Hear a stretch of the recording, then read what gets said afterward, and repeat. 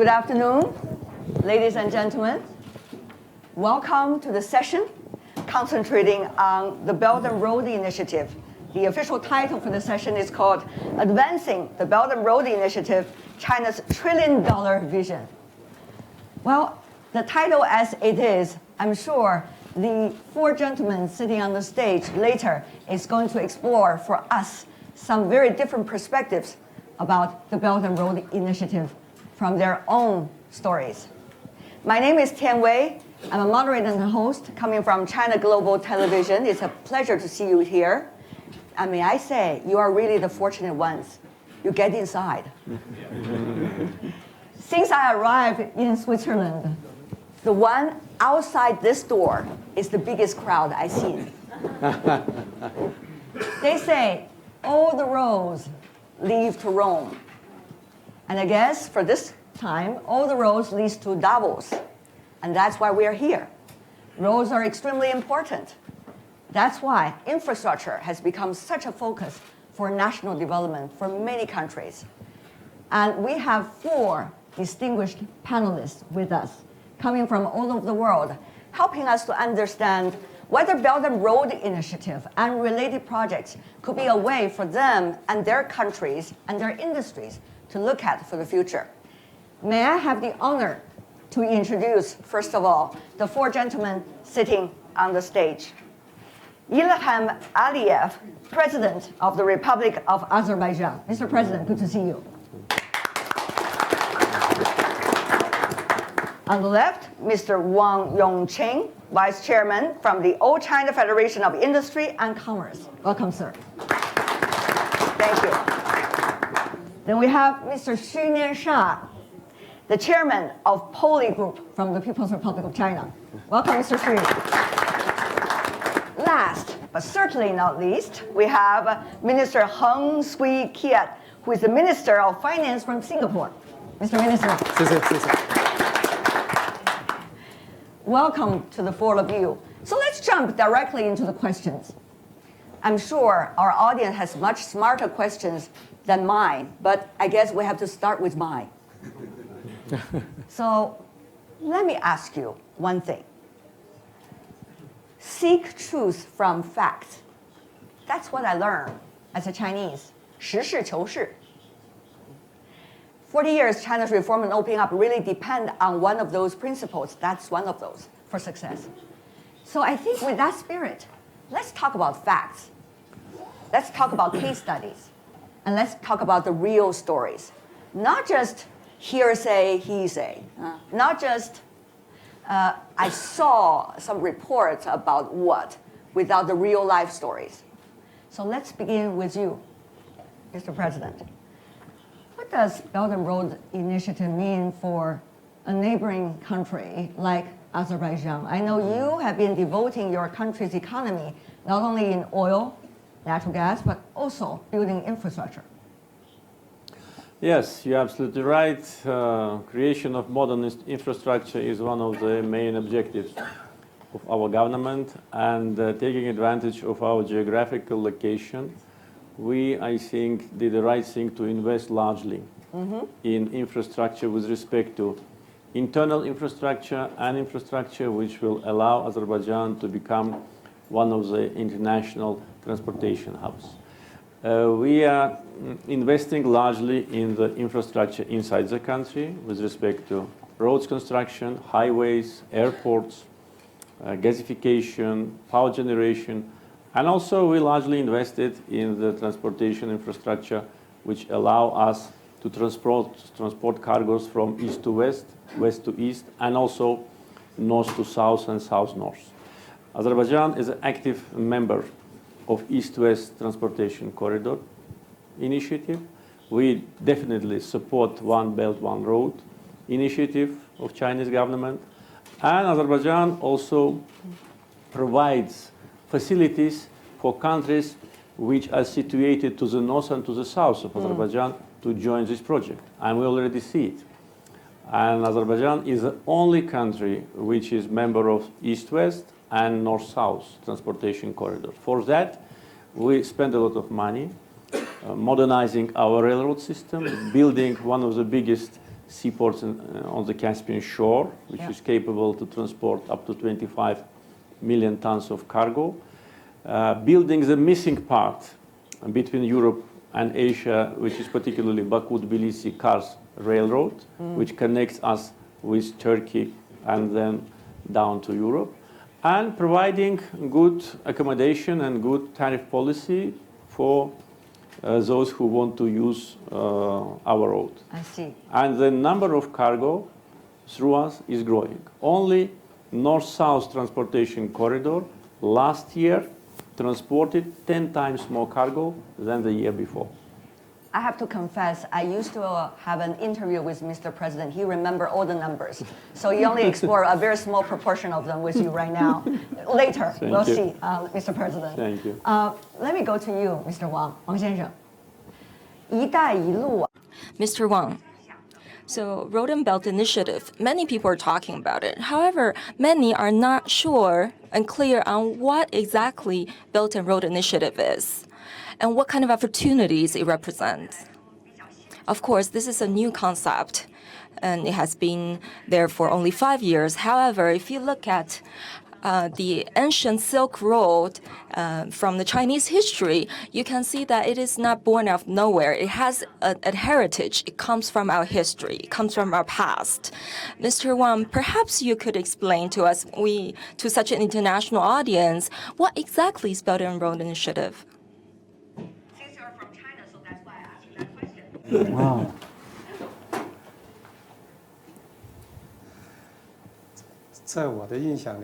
In my impression, well, we are the largest industry and commerce association representing the civil society in China. From what I see, what the public perceive this initiative is a new opportunity for reform and opening of China. We want to open up China, open our door wider to the world. It is also a way and a platform, an opportunity for China's commerce and enterprises with the world's enterprises and companies. Over the past 5 years, we have seen wide recognition from many different countries. According to our statistics, there are about 120 countries being involved in these initiatives and over 30 international organizations who participated in these initiatives. There are over 180 bilateral cooperation and memorandums have been signed that show recognition. And it is indeed so. For private businesses, for civil society, we are seeing many concrete examples related to Road and Belt initiatives. For example, Mr. Lin Yifu, who was the former president of the World Bank, he actually led the project to construct an industrial city in Ethiopia, in Africa, producing leather-related goods, leveraging the local low-price labor market, accounting for 50% of the local economy. And the entrepreneur who started this project, who has been named the Entrepreneur of the Year by their president. And this entrepreneur will also attract more than $1 billion that will be poured into this project to increase employment and opportunity for local people. We're seeing these kind of projects in many different areas in the world, in different sectors, coming from different players. Mr. Wang likes to share case studies. Let's see what Mr. Xu is up to. 徐总，请教您。 So, Mr. Xu, well, you coming from a state-owned business, I believe that many leaders of the state-owned enterprises are also present here today from China. I would therefore especially like to ask that this Belt and Road Initiative represents what kind of opportunities and obligations for state-owned businesses for stakeholders that's related to the state. How do you look at this? Of course, as you said, because our leaders are all here, so I don't want to say anything that's inappropriate. I have to be careful. Well, of course, we talk about opportunity and obligations. We know that this initiative has been proposed by President Xi, but it actually combined or summarized our history in this new term. Of course, it has a deeper meaning. Just as President Wang mentioned, I actually didn't know that you were going to ask this question, so I have not studied many statistics. But I believe many of you are familiar with this. So you said that this initiative has started 5 years ago. So we have a sort of economic corridor, Silk Road corridor, and then it has evolved into Belt and Road initiatives. So this new term has been defined, and now this is a term that everyone is familiar with. And many people would understand, can visualize the Belt and Road routes and how it affects the countries along those routes and along those ways. Let me talk about Eastern Europe, including France or the UK. So I remember the leader of France said that the endpoint of Belt and Road Initiative is in France, whereas the leader from Great Britain said the Belt and Road Initiative ends in the Atlantic. So this is very interesting. So I believe that this initiative needs to be combined with our reality. As I said, although we are state-owned businesses, we are still business enterprises. And as a company, we have to rationally utilize our resources. We are of such nature and we are of such an organization to maximize the social and economic benefits. Belt and Road initiatives indeed have reflected the economic development and the historical development of China, and we believe that through this initiative, we'll be able to optimize and complement each other's resources. And just as the president of Azerbaijan has mentioned these south, north, and west east corridors. But of course, I don't want to advertise for ourselves, but we have indeed conducted many exchanges with the countries along Belt and Road areas. So if I were to share a case with you, a business case with you, I saw the Sheikh Mohammed in Abu Dhabi. He told me that don't look at me now in this suit, but 40 years ago, back then, well, I told him that 40 years ago, before the opening reform, back then we need a ticket to get food. We need a stamp to get food. It was a very different society. But now, so this coupon, we needed the coupon in exchange for the food.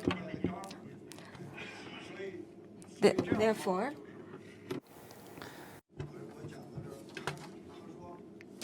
And the prince said, yeah, you're right. Today in Abu Dhabi, we have the best hotels. But even 20 years ago, we didn't have anything. We had a very low birth rate. And even when children were born, we were not sure that they would live to adulthood. And over the last 20 years, we have seen a lot of changes. That's why we think there is a lot of similarity between China and my country. Therefore, I think nowadays for companies, we not only concentrate on performance, we also think of the culture of these companies. We look at the long-term development of our companies, and we want to have the satisfaction of our customers. That's why in BRI, we focus on the obligation or the responsibility of companies. These companies work to build a friendship between different peoples. For example, all our processing or all our manufacturing, the ultimate goal is really to provide better goods and better services so as to improve the livelihood of peoples. Actually, China has gone through this kind of experience, so we do know what people need. That's why I think we can really do a better job in our cooperation. That's all I have to say. Thank you. Minister Heng, Yes. from Singapore's perspective, earlier Mr. Swee talked about the shared past in a way, shared past experiences and shared aspirations. That's why, as he believes, a lot of people and countries are interested in the Belt and Road. But what about for Singapore? Well, One of the very earliest to sign up, as far as I know. yes. Well, I think Mr. Xi spoke about the shared past. And indeed, if you look at the trade in the region, it has a very, very long history. And when we look at recently, we have an exhibition in the Asian Civilization Museum, which President Xi made reference to, the Belitung wreck or the Tang shipwreck, where a boat that came from the Middle East, the Iraq-Iran region, went to China for trade, and then on the way back, it sank off the coast in the Java Sea. But that whole cargo was salvaged, and a portion of the pieces are now exhibited at the Asian Civilization Museum. So for those of you who are visiting Singapore, I would highly encourage you to look at it. It is a fascinating history of the old maritime Silk Route, as well as also the old Silk Route. So if you think about the trade that has been going on, it's been going on for centuries. And let me just touch on how we can build on this. The President of Azerbaijan spoke about infrastructure as connectivity, and in particular the external connectivity. And that's certainly a very important aspect of it. Mr. Wang spoke about connectivity to facilitate trade investments, and I would just add one more, which is the financial connectivity. So some ways in which we can encourage this deeper connectivity. And Mr. Xi spoke about the economic opportunities and the economic allocation of resources. Now, all those are different aspects of this Belt and Road Initiative, and all those, I think, represent a certain vision of the world going forward. And I think the world going forward, I think many of us in this room believe in globalization, believe in the value of free trade. And whether it is the historical past or the more recent 50 years of trade and investment, trade has been a great enabler of growth. And in particular, reform and opening up in China in the 40 years that Mr. Deng Xiaoping started this has a tremendous impact on economic growth. And the reform and opening up are actually two sides of the same coin. Because in order to have reform, you need to open up, because opening up provides an external pressure for the companies to really do better. And in turn, the opening up stimulates reform, and reform allows China to open up further. And this applies to all countries. So that actually brings up two very important aspects of the Belt and Road Initiative which we need to pay attention. First is, it's easy to talk about reform and opening up for all countries, and that free trade benefits people, but in practice, free trade has its winners and losers. And that is why we are seeing Brexit, we are seeing the election of President Trump. These are people who felt that free trade has left them behind, and therefore they need somebody to oppose this. And this is a very important phenomenon of how do we make adjustments to ensure that free trade do benefit our people. And I think all of us in every country will need to do our own, if we want to continue to open up, we need to do our reform. And the structural changes that we need to make in our own economy is going to be fairly significant. And in Singapore, we just started for 2 years now an industry transformation plan. It's a major economic restructuring that we think we need to do. So that's the first thing, that reform and opening up and Belt and Road Initiative, free trade and globalization are all interlinked concepts. The underlying concept is that we can all have a better life if we cooperate, if we pursue win-win gains. But reaching there is not a given. We need a lot of hard work to work towards that objective. We need to work together. The second point is that when the President mentioned about connectivity, again, this is a very important aspect of it. Indeed, that global connectivity is key. Today, we cannot think of trade investments without the transport connectivity, air, sea, land transportation, and so on. So, if we look at Belt and Road Initiative as a very major infrastructure project has its own very special economic logic, because some aspect of it can be realized by the private sector without government intervention, because the economics of it is that I can charge for it. So for instance, if the connectivity is about building more telecommunications connectivity, today when we travel, we have roaming all over, right?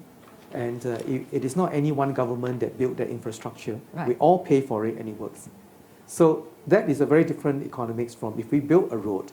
Because if we build a road, I've seen so many projects in the past, when some economies were trying to build that you end up with roads to nowhere.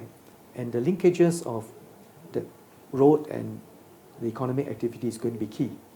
So one example is that Singapore has worked with Vietnam to build this Vietnam-Singapore Industrial Park. And there, besides building industrial park, it's also about building the connectivity for exports and also building the training for the workers, so that if the workers have a job even after when the factories are set up. So very complex dimension, but I would agree with all that has been said, that it is a serious vision which need to be pursued vigorously. You don't have to agree with one another. Yeah. That would make my job much easier. I can just have all the four of you to debate about that. That would be much better. However, it seems that you're talking about some of the signs of challenges for an infrastructure project. You said it in such a politically gentle way. But I think you're talking about several issues. For example, a debt issue. For example, multiple players, whether they're really going to have multiple wings. For example, short-term investment vis-a-vis long-term vision. For example, how are we going to see a very fair process of how eventually the results are being allocated among different players? I think these are all questions. I'm sure you also have been thinking about the answers. Well, industrial park is a park, but connectivity is a bigger project. So we want to have some of your wisdom later, Mr. Minister, about all of this. So let's talk about the debt. I come to you, Mr. President, because you faced that issue many, many times. If I didn't remember it wrong, about 10 years. You have to answer many questions about debts to a lot of people coming from all over. What about that?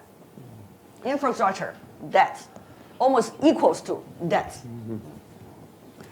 Well, as far as the infrastructure is concerned, we financed it mainly from our state budget. I think we managed to properly channel the revenues we get from oil and gas sales to invest into infrastructure so that now we can be proud of it. And according to Davos World Economic Forum assessment, with respect to the quality of roads, Azerbaijan is number 34 in the world. So that was done from the money we earned from oil and gas sales.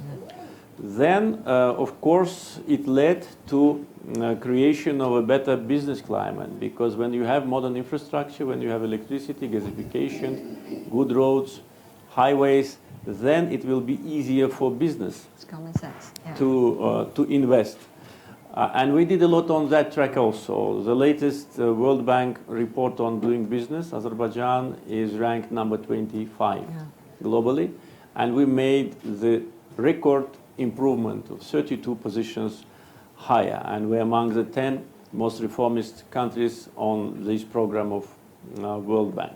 But Mr. President, if I can, I know you have a lot of beautiful result numbers to share with us. However, the process leading to the result is not necessarily always smooth. That's why I ask you about the debt issue, because you have been also accused by many others about building debt as a result of building infrastructure. So would you like to share with others about how you see the investment vis-a-vis the debt, and eventually how the issue can be resolved from your perspective? Our strategy always was for many years that we should spend less than we earn. preferably much less. That's why we did not accumulate big debt. As far as the internal debt is concerned, it is very low. Our foreign debt is only 19% of our GDP, 19. And we have a strategy of reducing it down to close to 10%. Therefore, as I said before, all the infrastructure projects which we implemented in Azerbaijan and projects related to connectivity, as I said, connection between Azerbaijan and neighboring countries with the railroad, were done without borrowing. And we reduced the borrowing. We borrowed a lot 20 years ago when we were not developed, when we were poor. We had to borrow, and we're grateful to those financial institutions which lended money. Now we lend money. Now Azerbaijan has a strategy of not only investing in other countries, also in infrastructure and real economy, but also we are lending money for infrastructure projects in other countries. Therefore, our debt has no relation to infrastructure, but our infrastructure, when we invested, we did not expect immediate return. We understand that the return will be not direct. Yes. It will not be because you build a road, you will earn money, but you will earn money from taxes which will be paid by those who use this road to bring their goods to the markets, or those who use our territory as a transit from east to west and backwards. They pay us money, which then is a kind of a return.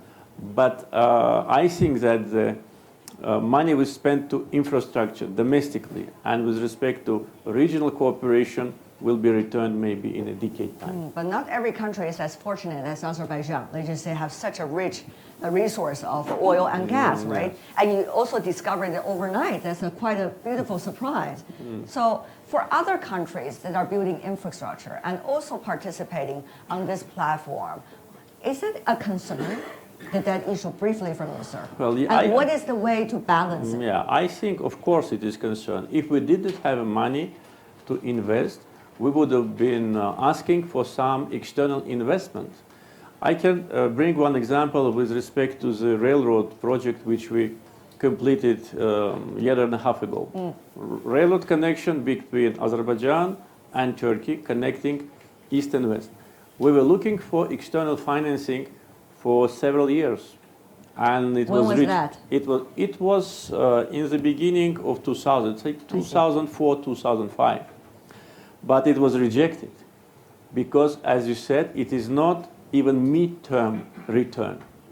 Then, of course, the countries which do not have financial resources, it is difficult for them, and those who do not have financial resources, they usually have much more urgent problems, like unemployment, like investment in the real sector of economy in order to generate wealth.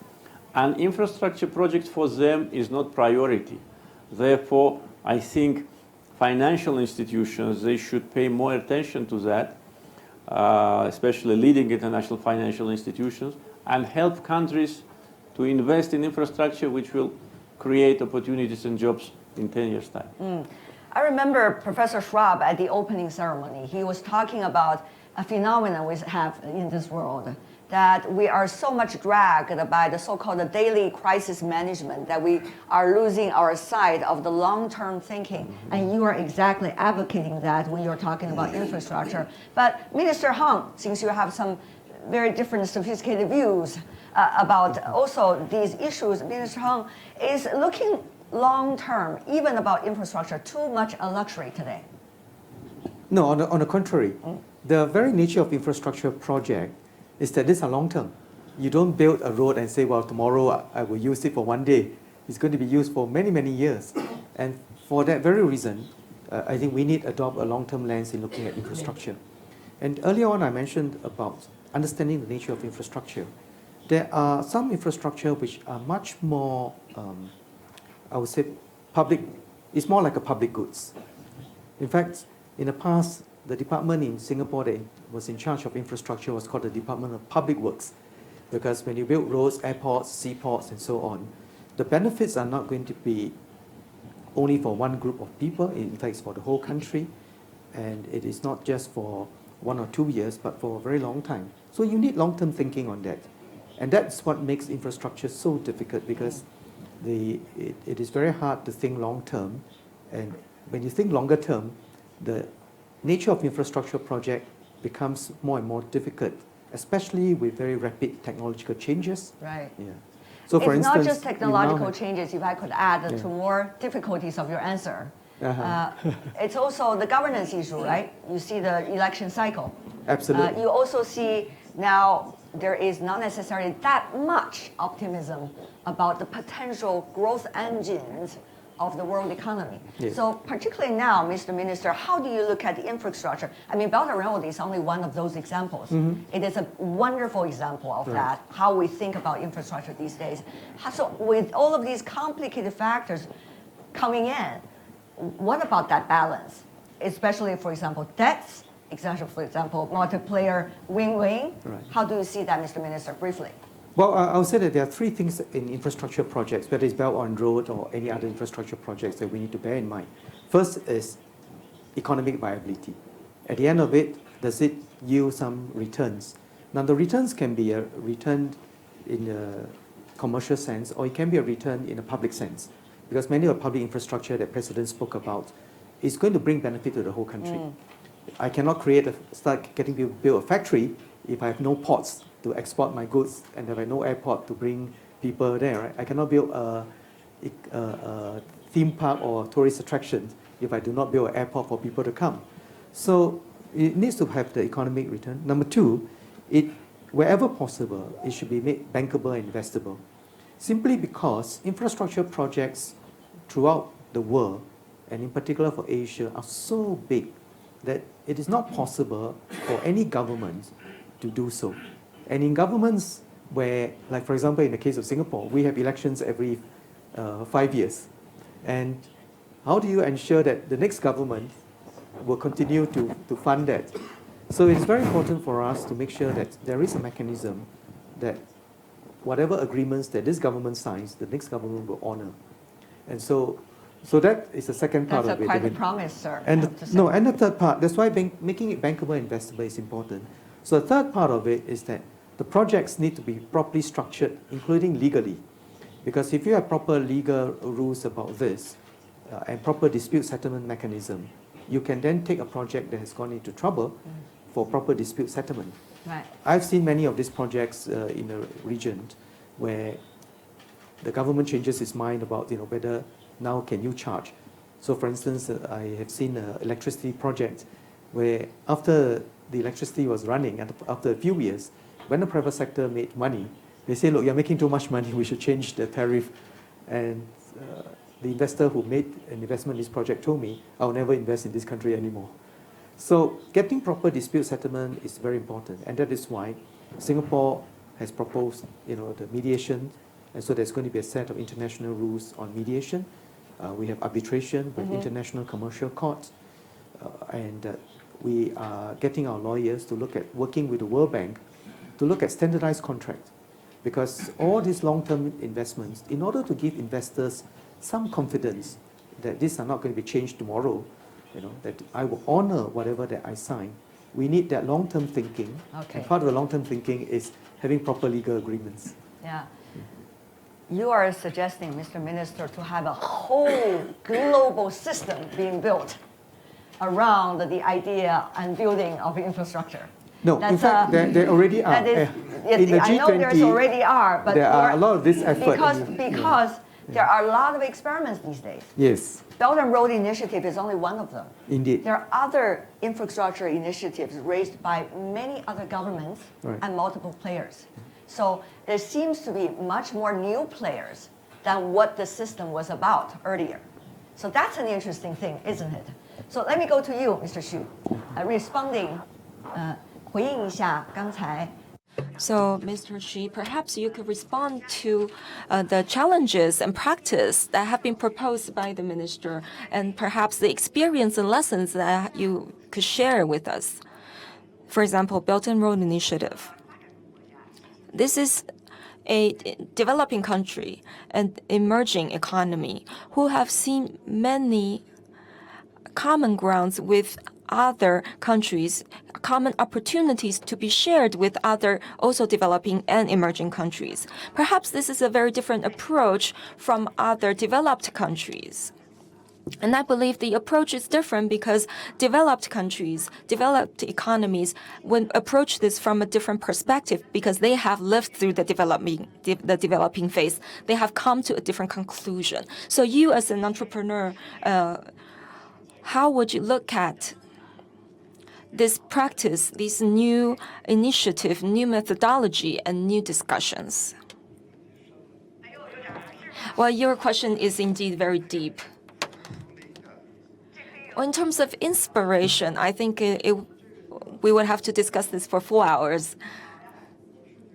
Just to simply answer your question, I think developing countries are quite different from developed countries. Belt and Road Initiative, as I said, the practice is the experience that has just been learned from China very recently. For developed countries, they probably have gone through this path, but many, many years ago and decades ago. It's very far from them, and they don't have that in their memory. And China also has a very special social system.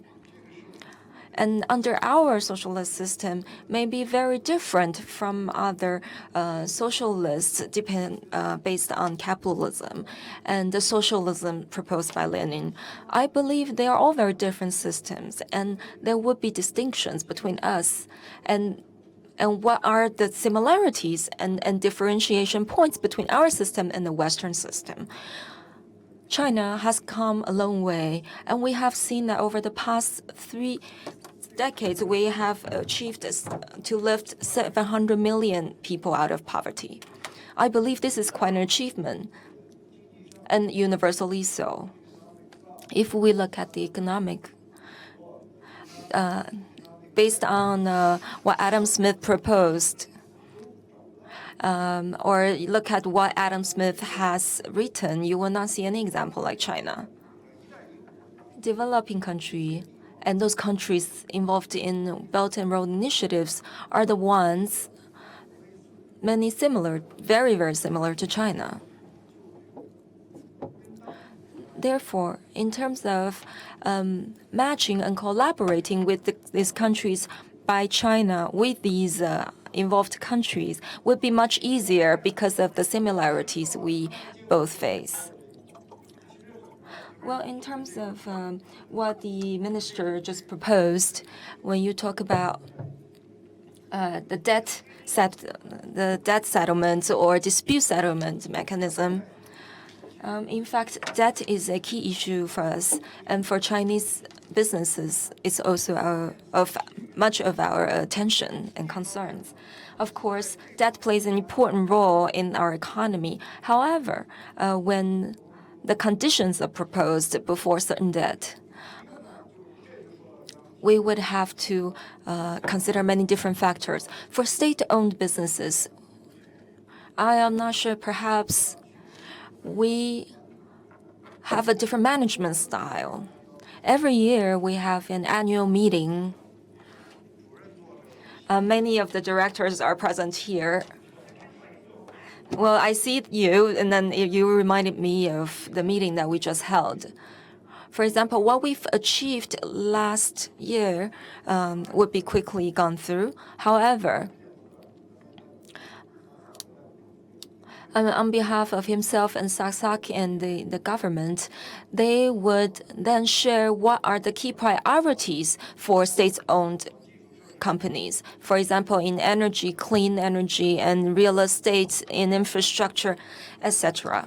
And in fact, the common grounds for all these sectors would be the risk control under the Belt and Road Initiative. We have to take care of the debt and liabilities. So how did you discuss this? Well, we have to set up parameters and maintain control over those liabilities and debt and make sure that they're under that parameter. So, for example, no matter what kind of conditions or requirements we are met with, you would have to conduct investigations and research, do due diligence, and make sure that you are not exceeding those parameters. any project would have generational impacts. Therefore, we have to take on that responsibility when we face the next generation. So we have a very comprehensive risk control mechanism. If we could implement this perfectly, of course, things would turn out very well. But there would always be someone, there would always be something that goes wrong. Of course, that's what risk means, isn't it? Of course, when we drive, we abide by the rules, but there would always be accident. Therefore, risk control and management is of such great importance to us. So we talk about leverage and the debt ratio.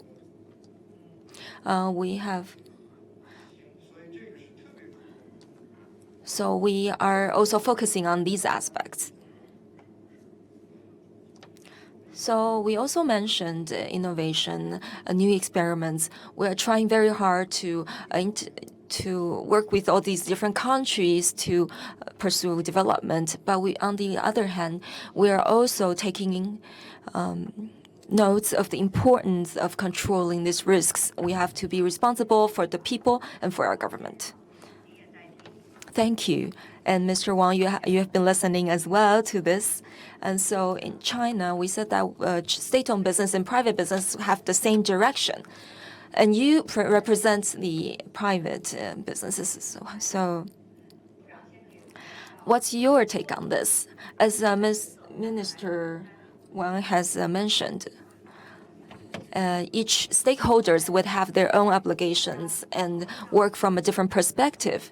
And you, from your perspective in terms of risk management, in the future, what kind of concrete plans do you have? To be honest,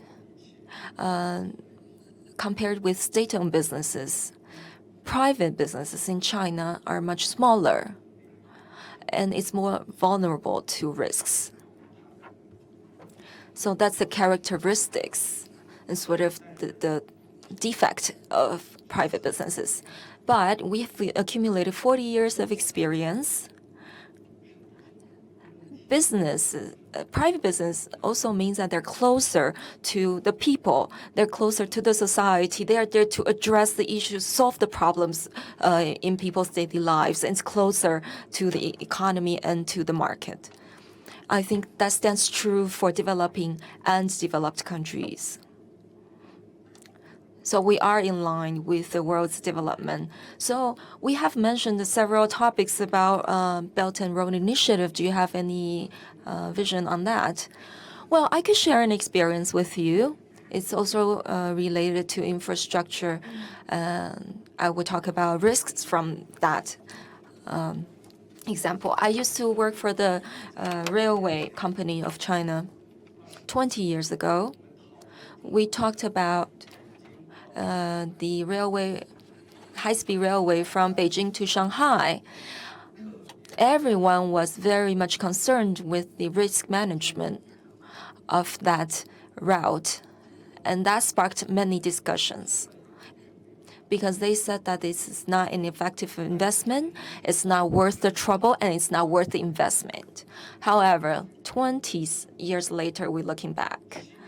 We see that it's being constructed 10 years ago. It has been in operation since 7 years ago. We have seen that it's the most efficient and the most beneficial economically and socially, both economically and socially for China. And it will host an IPO very soon.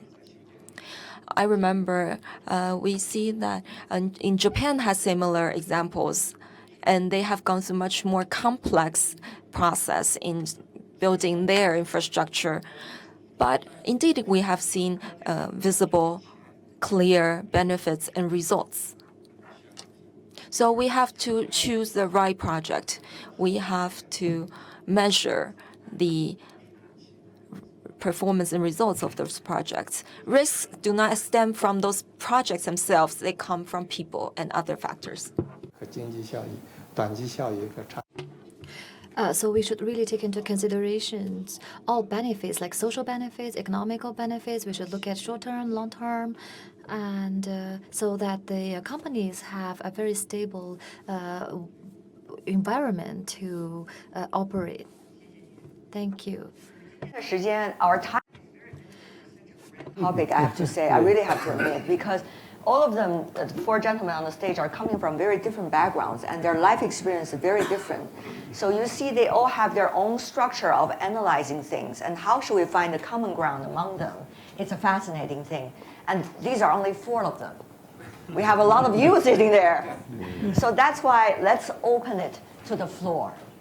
Because there are smarter questions, I always believe, from those sitting out there. But before we start, I have to let Mr. Xiao to come in first. I know you don't want to talk. You want to just sit there and watch the other four gentlemen talk about the topic that you're interested in. But you have to talk because you're here, Mr. Xiao. Mr. Xiao Yaqing is the director of SASAC. That is the commission that's responsible for China's biggest state-owned enterprises. So if I could, Minister Xiao, 肖主任，我可以请教您一个问题啊。 Can I ask you a question, Mr. Xiao? Many people mentioned economic reforms, and last year China marked the 40th anniversary of opening up and reform, and this year China will mark the 70th anniversary of the establishment of the People's Republic of China. And of course, right now, SOEs, they will have to play a very important role both in economic reform and opening up, but as well as play a very important role BRI. So how do you balance these two roles? I think our room is too small because we are talking about a very broad subject and many people are interested. Well, I have to say at first that economic reform has really created a lot of economic opportunities for China. And even 10 years ago, we couldn't imagine that China would develop into this stage. So we really benefited from the economic reform and opening up. BRI itself is,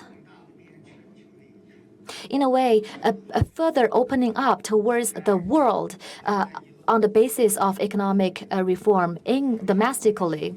Our companies, be it SOEs, here we have the representatives from both SOEs and private companies. They are all companies, they are enterprises. And what they want performance and they want efficiency. And we have also heard from President Aliyev that the efficiency or the long-term objective for infrastructure development is quite different from other projects. But in the end, we all want to improve efficiency and we want to achieve performance. And we really want to achieve great performance. And secondly, I have to say that BRI is a long-term project for companies. You need to have a balance. You really need to strike a balance between your long-term development and short-term interest or short-term reward. If you don't think you can strike a balance like immediately, it's not a problem. You can wait a bit before participating in a BRI. And as regards BRI, I don't think that the Chinese. I think it's really a mutually beneficial project. It's not that the Chinese companies are sacrificing themselves and doing good for the others. No, actually, Chinese companies benefit from BRI, from their investments too. And all these projects, when we talk about concrete projects, everyone is involved from all different sides.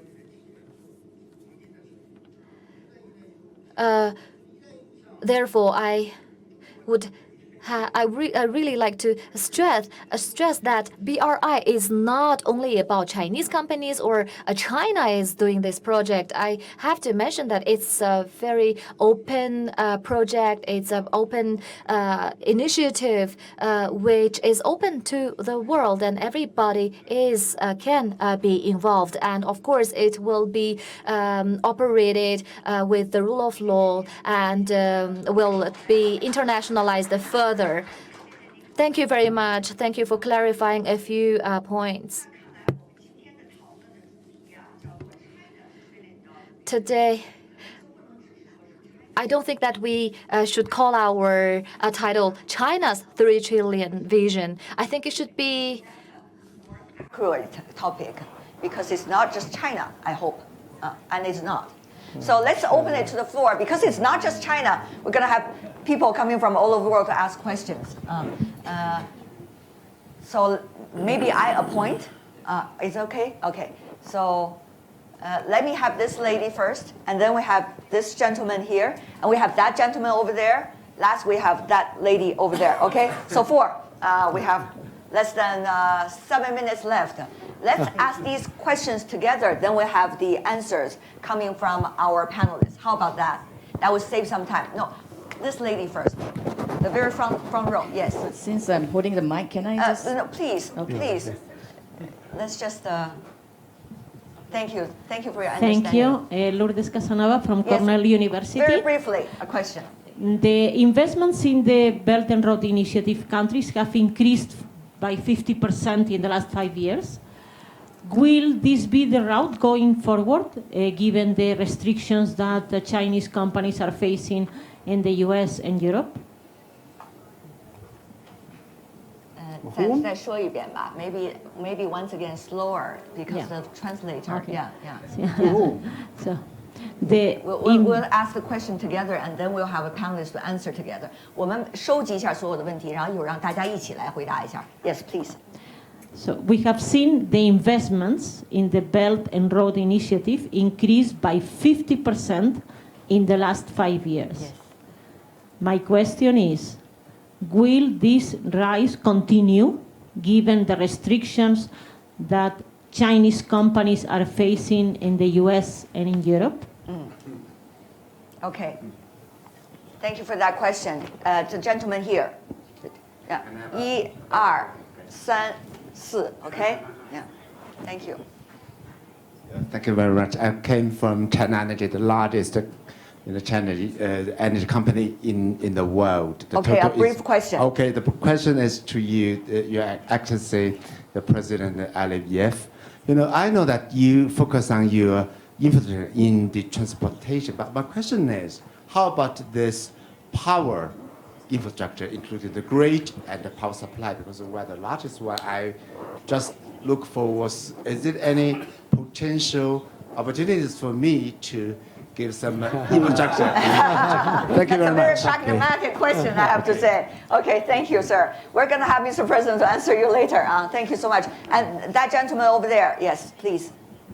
Briefly, a question? Claude Begley from the Parliament of Switzerland. To which extent is the Belt and Road Initiative an infrastructure project?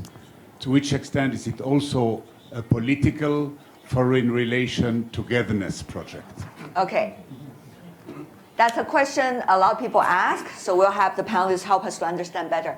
Last but not least, this lady, finally your turn. My name is Lena. I'm from Singapore, but I'm working in Thailand for Amata Group. Yes. My question is, we have heard a lot about the China and the US tension.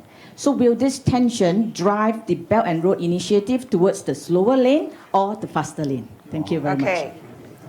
So actually, your question is a little bit similar to the lady right in front of you who asked about the geopolitical change, apparently, going to have any impact on the growth of the Belt and Road Initiative. And we also have a pragmatic question coming from a Chinese entrepreneur and also a Chinese company manager, and one from the Swiss Parliament member talking about whether it's more than just an infrastructure, whether there's geopolitical implication and things like that. Okay, so can we have the four of you to answer some of them. First of all, pragmatic question. I mean, nobody else can pick that up. I will be very happy if you come and visit may I us. remind you, Mr. President, you don't have an hour to explore all the investment opportunities. Okay. So, Okay. With respect to power generation, we invested largely. Now we reduce completely the deficit. We are a net exporter of electric energy and earn tens of millions of dollars. We are open for investments. We also invite companies to be contractors. This year only we will commission new power station of the power will be 400 megawatt. And of course we are working now on efficiency, on reduction of losses. So from pragmatic point of view, I will be happy if you come and be our partner as investor, as a contractor in any capacity. And also I'd like to touch upon the question from the Swiss Parliament. I'm absolutely sure that any kind of transportation projects which connect countries, they have geopolitical background and they positively influence geopolitical situation, stability, predictability, because it creates interdependence. We cannot be a transitor without neighbors. Our neighbors cannot be transitor without their neighbors. Therefore, this is a chain of countries. And coming back to what I said before, we are on the road from east to west and north to south. So we connect continents and countries and create more predictable future. Thank you, sir. Very brief, a great example for the other speakers. Okay. So what about those questions from your own perspective? 那我们也请其他的三位。 Well, now I would like to ask other panelists to say a few words and make comments about the questions. Questions. China, U.S. maybe. Well, Since Singapore has always been the hub in between. Well, I think it depends on what kind of investments are you looking at, because the sort of investment restrictions do not apply to certain things. I mean, there are contests, particularly in the technological area, but that is not something that you're discussing on the Belt and Road as such. That's why I stated very early that the Belt and Road, in terms of the building connectivity across countries, is a critical part of economic integration. And as long as we are in support of economic integration, I think the momentum for the Belt and Road should not slow down. In fact, you should be finding new sources of growth, and infrastructure investment properly done can be an important source of growth. So you don't think geopolitics will have an impact? No, a negative impact? It will certainly have an impact on the pace and on the international trading system. But I'm saying that precisely because it has an impact, it is important for us to push on, to look for projects which, as I mentioned, are economically viable, are bankable, and for which you have proper rules and regulations and proper legal contracts. And in that way, you can show to the world that these are projects that bring long-term benefits. We have to think long-term. And if you're thinking long-term, you should not let the current trade skirmishes end up affecting the longer-term objective of better integration for a better world. Yeah. 徐先生，请教您啊。 Mr. Xu, I think we really need to strike a balance all of our lives. Actually, we have to strive for that goal. How do you match the talk with the walk? So what is the relationship between the theory or whatever you say with actions? How do you implement what you say, be it economically or politically? Or we always have to strike this balance. We need to act on what we say, and we always have to find the best approach to implement what we say. So could you please say a few words about it? Well, I couldn't really answer the questions proposed by the president, but I was touch upon the issues of the China-U.S. relations and its impact on the trade. So, the Chinese and the U.S. now the trading, the conflict is still, I think it should be have the negative, the influence. I read the whole world pay more attention watching about what is going on in the future. So, but I think we should have the confidence, you know. So, the world is going the forward still. So, no matter what has something had happened, even in China, so the 40 years the open up, so we have the more successful, and we have the cooperation with a lot of the countries like the president, so the Chinese, and their resistance is the good friends, not only for these countries, but all of the countries, even the Swiss. So, thank you very much. Have the confidence. Yes. Confidence, very important. It's true. But we are not golden touch, so we need to pay more attention and work hard. So. Yes, indeed. 不是点金术啊 ，golden touch 不能点金术。You know the word golden touch？ 知道，好，王先生也想请教您啊。Mr. Wang, I would like to ask, what's your take on this geopolitical context and their impacts on the questions that have been raised? In the future Belt and Road Initiative, will it accelerate? Will it incite more participation, or will it drive the other way? From an entrepreneur's perspective, business perspective, how do you look at this? Although economic context and the internationally, and it has become more complex, China has also faced great complexity. However, knowing the confidence business owners that we have in China, they are still very passionate. They're still very optimistic. Just as what Chinese government said, the door of China will only open wider. We will not stop our pace of opening and reform. And of course, we want to encourage our business owners to walk out, but to develop. We also want to welcome business owners from other parts of the world to come to China. In the second half of this year, we're going to host this forum, the Belt and Road Initiative Forum. We will host different seminars and summits that invite all business owners and entrepreneurs for them to have this forum to discuss important subject matters. And I would like to extend our invitation to any of you.